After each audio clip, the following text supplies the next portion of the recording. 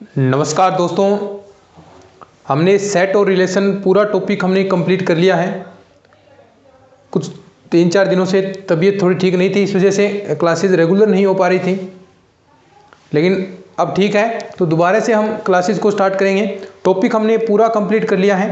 वैसे क्लासेस हमारी हमेशा रेगुलर रहती है, कभी भी हमने पिछली बार जो पूरा करवाया था तो कभी भी क्लास मिस नहीं की, लेकिन ऐसे जो नेचुरल चीज़ें हैं ये दिक्कतें कर जाती हैं कई बार, लेकिन फिर भी ठीक है। एक बार फिर से हम क्लासेस को स्टार्ट कर रहे हैं। 2 दिन का या 3 दिन का गैप आ गया था बीच में, और पहले भी 1-2 दिन का गैप आ गया था। तो अब स्टार्ट करेंगे अपन इसके प्रैक्टिस के क्वेश्चन। मैंने कहा था कि टॉपिक अपना कंप्लीट होगा तो उसके बाद कुछ आपको प्रैक्टिस के क्वेश्चन करवाऊंगा। और दोस्तों, जो आपका टॉपिक मैंने इस तरह कंप्लीट करवाया है कि आप चाहे कोई सी भी बुक का क्वेश्चन उठा लीजिए, आपको टॉपिक में ऐसी शिकायत नहीं मिलेगी कि वो चीज़ हमारी छूट गई। हालांकि क्वेश्चन हो सकता है कि आपको दिक्कतें आ जाए क्वेश्चन में सोल्व करने में, वो जितना आप प्रैक्टिस करेंगे उस हिसाब से चीज़ें आएगी। क्वेश्चन डिफ़िकल्ट होना कोई बड़ी बात नहीं है, लेकिन टॉपिक ऐसा नहीं होगा कि जो हमने छोड़ दिया होगा या कोई ऐसा कंसेप्ट हमने छोड़ दिया है जिससे आपका क्वेश्चन न हो। तो पूरा कंसेप्ट हमने किया है सेकेंड ग्रेड के अकॉर्डिंग, एक एक चीज़ आपको मैंने सिखाई है। तो ये अगर आप ये भी करते हैं, इतना भी करते हैं, तो काफ़ी सफिशिएंट आपके लिए होगा। वो ठीक इसी तरीके से हम पूरा सेकंड ग्रेड का कोर्स हम करने वाले हैं। पहले भी हमने किया है और अब भी हम ऐसा ही तरीके से करने वाले हैं। आज हम क्वेश्चन करेंगे। देखिए, मैंने कहा था कि हम जो आपकी एसआर सैनी बुक है ये पूरी मैं सोल्व कराऊंगा, लेकिन ऐसा नहीं हो पाएगा। क्यों? क्योंकि पहली बात तो ये भी कॉपीराइट देते हैं पूरा कंप्लीट। अगर हम पेज वाइज पेज चलें तो कोई भी अपनी बुक को कंप्लीट नहीं करवाने देता। मैंने इनसे परमिशन भी मांगी थी, लेकिन परमिशन नहीं देते हुए जायज़ भी बातें हैं, लेकिन फिर भी हम इनमें से बहुत सारे क्वेश्चन तो मैंने नोट्सों के अंदर भी करवा रखे हैं। एसआर सैनी बुक से पिछली बार मैंने पढ़ाए थे जो इंपॉर्टेंट क्वेश्चन थे, तो वो नोट्सों के अंदर भी आपको सोल्व किए हुए मिल जाएंगे। और कुछ यहाँ पर रहे हैं तो हम कुछ क्वेश्चन और प्रैक्टिस के लिए सोल्व करेंगे।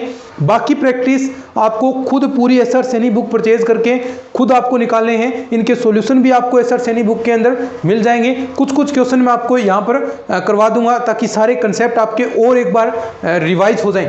तो ये हमारा प्रयास रहेगा और ऐसे ही प्रयास रहना चाहिए। बाकी क्वेश्चन है वो आप बुक में से निकालिएगा, आराम से क्वेश्चन हो जाएंगे, क्योंकि मैंने कोई भी कंसेप्ट आपका नहीं छोड़ा है। और कंसेप्ट नहीं छोड़ा तो मतलब आपके क्वेश्चन हो जाएंगे, और नए हो तो इसके अंदर सॉल्यूशन भी आपको देर का है, तो आप आराम से देख सकते हैं। बस प्रैक्टिस करनी पड़ेगी। कंसेप्ट सारे मैंने करवा दिए, प्रैक्टिस जितना करेंगे उतना ही बेनिफिट आपके लिए होगा। तो चलिए शुरू करते हैं। कुछ क्वेश्चन के साथ हम बात करेंगे, फिर उसके बाद देखिए जो टॉपिक अपने स्टार्ट होंगे उसमें पूरी प्रॉपर क्लासेस आपकी 40-40 45-45 मिनट की क्लासेस आएंगी। आज थोड़ी सी तबीयत दिक्कत है, लेकिन ठीक है, पहले मुकाबले बहुत अच्छी है। फिर से हम स्टार्ट कर रहे हैं। देखिए, सबसे पहले कि ये टॉपिक मैंने बहुत अच्छी तरीके से बताया था कि क्वेश्चन आते हैं, वही चीज़ें अब मैं प्रैक्टिस करवा रहा हूँ जो एग्जाम के अंदर सीधे सीधे क्वेश्चन पूछे जाते हैं। कि आपको दे दिया ए बराबर ये सेट दिया है जिसके अंदर 0 एलिमेंट है, 5 एलिमेंट है, और ये आपका एक 5 सबसेट के रूप में है। ठीक है, अब देखिए यहां पर बताना है तो आपको ऑप्शन बताना है कि कौन सा सही है और या कितने ऑप्शन ज्यादा से ज्यादा सही हो सकते हैं। अब देखिए ऑप्शन देखेंगे तो पी ए देर का है, इसका मतलब मैंने बताया था कि पावर सेट होता है घात समुच्चय। पावर सेट घात समुच्चय क्या होता है कि जितने भी इसके सबसेट बनेंगे उनका समुच्चय, सबसेट इसके उपसमुच्चय जितने बनेंगे उनका समुच्चय क्या होता है, पावर सेट होता है। और पावर सेट किसी भी सेट का कैसे निकलता है कि जितने उसके अंदर एलिमेंट है उसे 2 की पावर के रूप में लगा दो। तो कितने एलिमेंट है, 3, तो 2 की पावर 3, यानी 8 इसके उपसमुच्चय बनेंगे। अब हम बात करते हैं कि कौन कौन से बनेंगे। देखिए एग्जाम के अंदर अब मैं आपको बता रहा हूँ, ये तो आपको अच्छे आराम से बता रहा हूँ, लेकिन एग्जाम के अंदर ऐसे थोड़ी आप सोल्व करेंगे तो आपको चीज़ें ऑटोमेटिक पता चल जाएगी। फटाफट करना है क्योंकि 1 मिनट का समय मिलता है।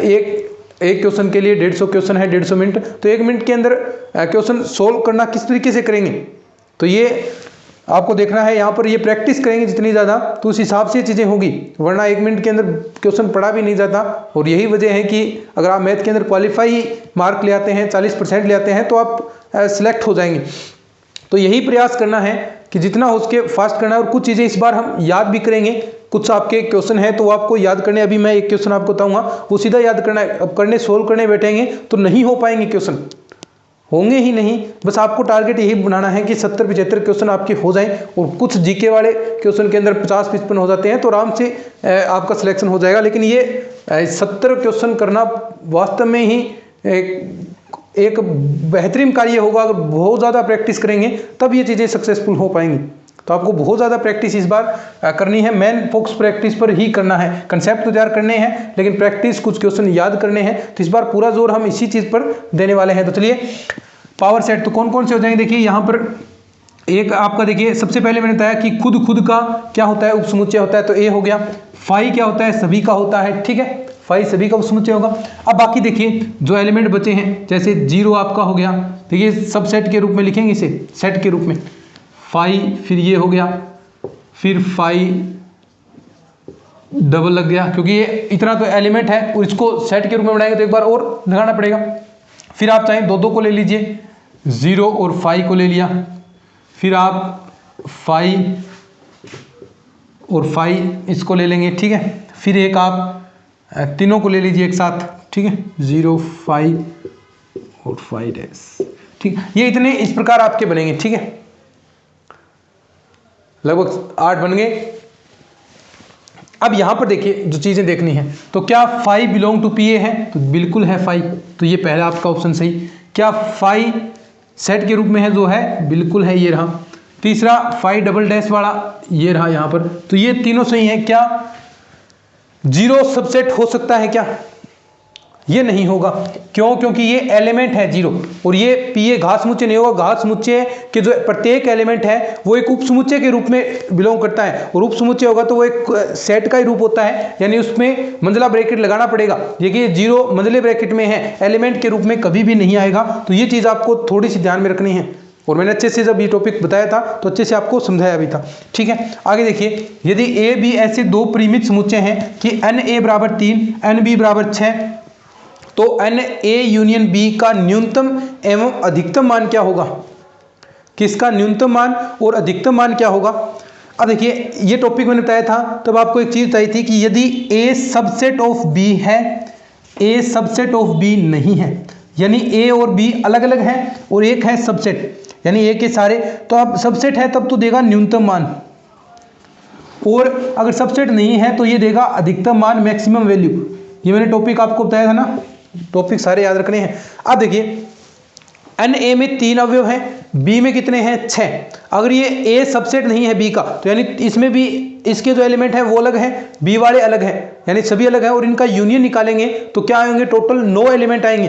देखिए जैसे हम मान सकते हैं कि ए बराबर मान लीजिए 1 2 3, आराम से समझे तो, और ये अलग अलग ले रहे हैं, पहले हम सबसेट नहीं ले रहे हैं,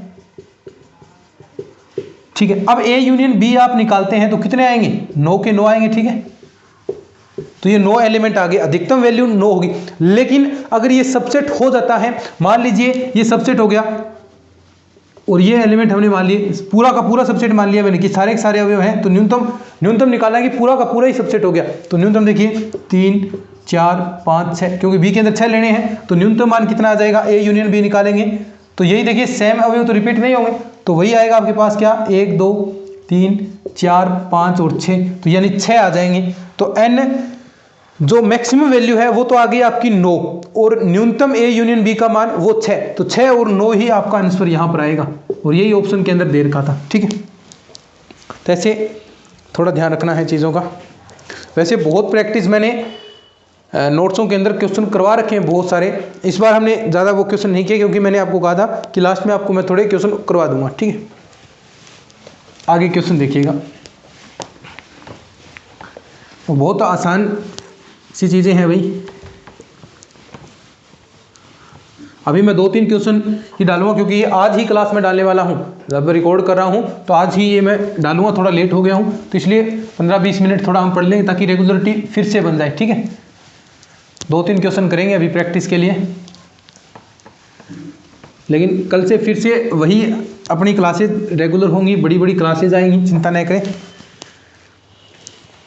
ठीक है। तो एक बार ये क्लास मुझे डालनी है, तो इसमें क्लास डालते हैं तो टाइम काफ़ी लगता है क्योंकि वीडियो है वो 3-3 4-4 GB के हो जाते हैं, तो ये अपलोड करने में टाइम लगेगा, तो थोड़ी ही मैं क्लास रखूँगा इसको, और आज ही मैं इसको डालने वाला हूँ 6 तारीख को ये, ठीक है। क्वेश्चन देखिए आगे,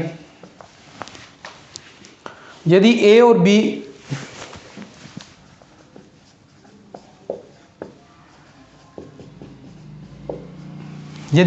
बी कोई दो समुच्चय हैं,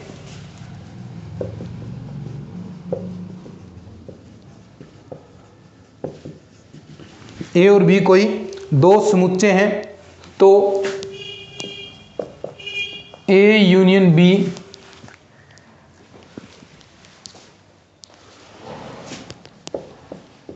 इंटरसेक्शन, आगे है ए डैश यूनियन बी डैश बराबर है, किसके बराबर है ये बताना है। ठीक है, तो आपका ऑप्शन आपको दे रखा है कि यू के, दूसरा आपको दे रखा है फाई के, तीसरा आपको दे रखा है ए डैश के, चौथा है बी डैश की। अब ये मैंने आपको जो सारे कंसेप्ट बताए थे, अगर जो मैंने फॉर्मूले आपको याद करने के लिए कहा था, अगर वो फॉर्मूले आपको याद हैं तो एक भी क्वेश्चन ऐसा इस बुक के अंदर नहीं है, इस सेट एंड रिलेशन के अंदर जो टॉपिक हम कर रहे हैं एक भी ऐसा क्वेश्चन नहीं है जो आप न कर पाएँ। बस आप वो चीज़ें याद करें, वो बार बार चीज़ें प्रैक्टिस करेंगे तभी वो चीज़ें याद होंगी। वो सूत्र सारे याद रखने हैं आपको, मैंने कहा था एक एक चीज़ आपको याद रखनी है तो वो याद रखनी ही रखनी है आपको। ठीक है, देखिए अब एक आपने यहाँ पर एक कंसेप्ट पढ़ा था जो डी मॉर्गन नियम हम पढ़ते हैं, डी मॉर्गन रूल से। वो क्या रूल होता है, हमने बात की थी कि अगर ऐसा हो कि ए यूनियन बी डैश है और इसका इंटरसेक्शन है, तो ये ऊपर और डैश है तो ये कैसे होगा कि ए डैश और यहाँ पर ये चिन्ह क्या होगा, परिवर्तित होगा, बी और डबल डैश का मतलब क्या होता है कि वापस वो सिंगल फॉर्म में आ जाएगा, ऐसा हमने पढ़ा है। तो यही डी मॉर्गन रूल हम इसके अंदर लगाएंगे। ठीक है, तो ये किसके बराबर आ जाएगा, देखिए आंसर हम कर रहे हैं ए यूनियन बी। एक एक फॉर्मूला अगर याद रखना पड़ेगा ये चीज़ें, और ये कब याद होंगी जब प्रैक्टिस करेंगे। तो डी मॉर्गन रूल से क्या हो जाएगा, ये देखिए ये लगाएंगे अंदर तो ए और ये चिन्ह परिवर्तित होता है तो चिन्ह इस प्रकार का हो जाएगा, और बी इसके साथ ये डैश लगेगा तो क्या हो गया, वापस बी बन जाता है, ये हमने पढ़ा है ना। फिर ये इंटरसेक्शन हो गया। ठीक है, अब ये यहाँ पर यही लगाएंगे तो ए आपका सीधा हो जाएगा क्योंकि डबल डैश है, ये तो हमने पढ़ा था किसके बराबर होता है, ए के, ये पढ़ा है हमने। ठीक है, ये चीज़ें याद रखो भी, ये किस रूल से, डी मॉर्गन। ठीक है, अब देखो, अब अगर आपको ये चीज़ें भी याद हैं, ये चीज़ें भी याद हैं तो आप कर सकते हैं। ए डैश इंटरसेक्शन बी किसके बराबर होता है, बी माइनस ए के, या आप ये वेन आरेख से भी कर सकते हैं, बी माइनस ए और इसका इंटरसेक्शन, और ए इंटरसेक्शन बी डैश ये ए माइनस बी के, जहाँ डैश लगा है ये बी माइनस ए। वेन आरेख से भी मैंने आपको अच्छे से बताया था, जैसे ये आपके पास वेन आरेख है। ठीक है, ए डैश का मतलब क्या हो गया कि ए के अवयवों को छोड़कर बाकी सारा, अब ए के अवयव यहाँ तक हैं तो इसको छोड़कर बाकी सारे ये आ गए। ठीक है, समझे बात को। इंटरसेक्शन बी, अब देखो ए डैश का मतलब आ गया ये वाला, और बी का मतलब क्या हो गया, बी ये पूरा। अब देखो इनमें से अगर आप कॉमन निकालें तो वो क्या कॉमन आ रहा है, यही पार्ट तो कॉमन है ना, इतना इतना ये, और इसका मतलब क्या होता है, इसका मतलब क्या होता है कि बी के वे अवयव जो ए में नहीं है, ये अवयव ए में है तो ये इतना ही पार्ट बचेगा, और इसको आप क्या लिखते हैं, बी माइनस का ए, और यही मैंने आपको सीधा बताया है, और ऐसा ही इसके साथ होगा। तो अब देखो, अब बी माइनस ए का मतलब ये वाला, ए माइनस बी का मतलब ये वाला। अब इन दोनों के मध्य इंटरसेक्शन है, यानी इन दोनों के मध्य कॉमन। अब बताओ इस वाले पार्ट और इस वाले पार्ट में कोई कॉमन है क्या, कुछ नहीं है, क्योंकि ये दोनों एसयुक्त हैं, डिसजॉइंट है, एसयुक्त है, तो मतलब इनसे इंटरसेक्शन आप निकालेंगे तो क्या आएगा, फाई आएगा, और ये फाई कहाँ पर है, ये रहा। बढ़िया क्वेश्चन है भाई, ये बहुत बेहतरीन क्वेश्चन है, ये एग्जाम में पूछे जाने वाला क्वेश्चन है, तो आपको अच्छे से इसको ध्यान में रखना है। अब एक मैं चीज़ आपको सीधा याद करने के लिए बोलूँगा, ठीक है, क्योंकि वो प्रूफ मैं करवा सकता हूँ लेकिन बेवजह उसके अंदर 20 मिनट का टाइम जाएगा, तो आप क्वेश्चन इतने लेंथी कर भी नहीं सकते एग्जाम के अंदर भाई, और इतना दिमाग लगेगा भी नहीं एग्जाम के अंदर। ऐसे क्वेश्चन आ गए तो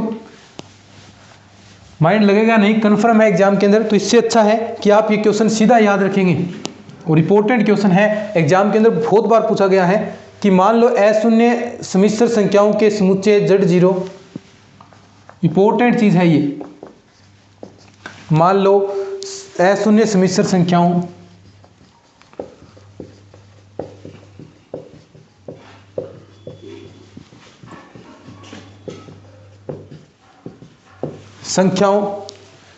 के समुच्चय Z0 पर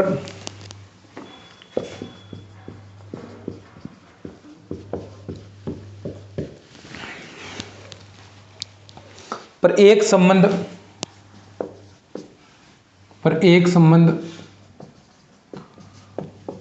R निम्न प्रकार है, निम्न प्रकार परिभाषित किया गया है।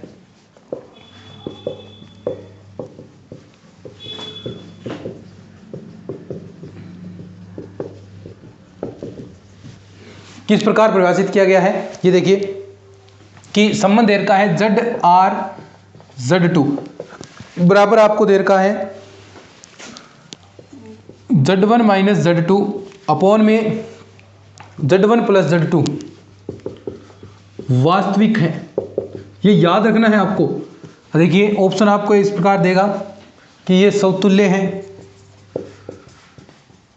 दूसरा ये सममित हैं, तीसरा आपको देगा ये संक्रामक हैं, बहुत बेहतरीन क्वेश्चन है भाई, और चौथा आपको देगा ये तुल्यता संबंध है। तो ये चीज आपको याद ही रखनी है कि क्वेश्चन सीधा है कि अशून्य सम्मिश्र संख्याओं के समुच्चय Z0 पर एक निम्न प्रकार परिभाषित संबंध है, क्या है Z1 - Z2 upon Z1 + Z2। बस ये याद रखना है कि ये वास्तविक है और ये वास्तव में वास्तविक आएगा। जैसे आप कर भी सकते हैं समतुल्य कैसे, अगर आप यहाँ पर देखिए Z1 बराबर दोनों एक जैसे रखने होते हैं तो एक जैसे रखेंगे तो ये 0 मान आएगा, तो 0 वास्तविक है। अगर आप इनका क्रम बदलेंगे Z2 - Z1 करेंगे तो भी ये वास्तविक आएगा और ये संक्रामक भी आपका आएगा। लेकिन ये प्रोसेस बहुत लेंथी हो जाती है, संक्रामक सिद्ध करना इसमें अंदर काफ़ी लेंथी है, तो वो आप करेंगे तो एग्जाम के अंदर ऐसी चीज़ें पॉसिबल भी नहीं है। ये कहने का उद्देश्य, ये क्वेश्चन कराने का मेन मतलब यही है, कुछ क्वेश्चन आपको याद रखने चाहिए, थ्योरम के रूप में आप याद रख लीजिए, अपनी जो कॉपी है उसके अंदर आप लिख लीजिए। तो ये कुछ आप ऐसे कंसेप्ट के रूप में चीज़ों को याद रखेंगे तो निश्चित तौर पर आपकी क्वेश्चन ज़्यादा होने के चांसेस हैं। तो ये वास्तविक है, तो ये क्या हो गया, तुल्यता संबंध है। ये आपको याद रखना है कि ये Z1 - Z2 upon Z1 + Z2 एक तुल्यता संबंध होता है। ठीक है, ऐसे आप याद रखेंगे तो निश्चित तौर पर आपका काम बन जाएगा। ठीक है, एक क्वेश्चन और मैं आपको करा देता हूं। देखिए 5-6 क्वेश्चन हो जाएंगे क्लास के अंदर, फिर हम इसको एंड कर देंगे। आज थोड़ी ही मैं करा पाऊंगा भाई, मुझे ये क्लास आज डालनी भी है, ये आज ही डालूंगा मैं। जैसे क्वेश्चन आपको दे दिया, एक सिंपल सा क्वेश्चन मैं करा देता हूं।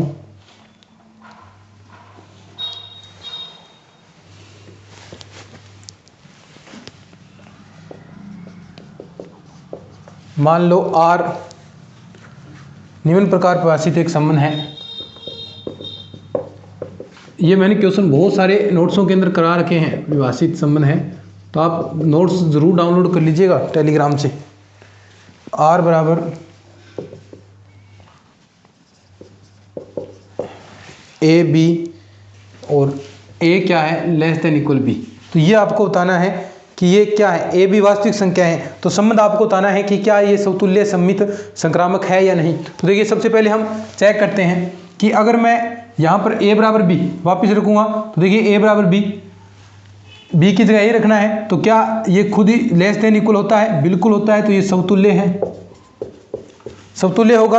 अगर हम बात करें यहाँ पर सममित की, समतुल्य जांच कर दी, सम्मित क्या मुझे बताएं, सम्मित है क्या, कि अगर A <= B है, सम्मित में यही होता है ना कि A <= B है, तो क्या B <= A है, बताओ। संख्या कोई भी वास्तविक संख्या लेनी है तो वास्तविक आप 1 2 ही ले लीजिए कि 1 छोटा है 2 से, तो क्या ये उल्टा नियम लागू होगा, नहीं होगा, तो ये सममित नहीं होगा भाई।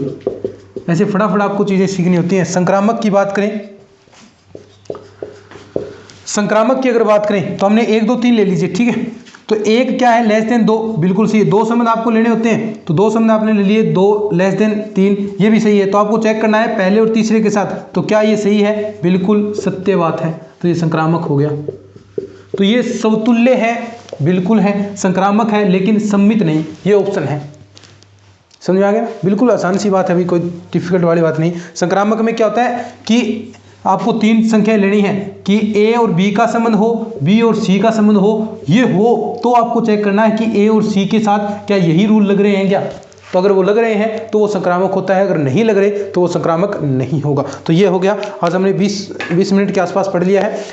नेक्स्ट क्लास और हम लेंथी लेंगे। अभी मुझे ये क्लास ये डालनी है इसलिए थोड़ी सी छोटी रखी है अपने, ठीक है। 5-6 क्वेश्चन हमने कर भी लिए हैं अच्छे से, इंपॉर्टेंट क्वेश्चन किए हैं दोस्तों। एग्जाम के अंदर सीधे क्वेश्चन पूछे जाते हैं ये, और हर बार यही क्वेश्चन आए हैं इस टॉपिक में से।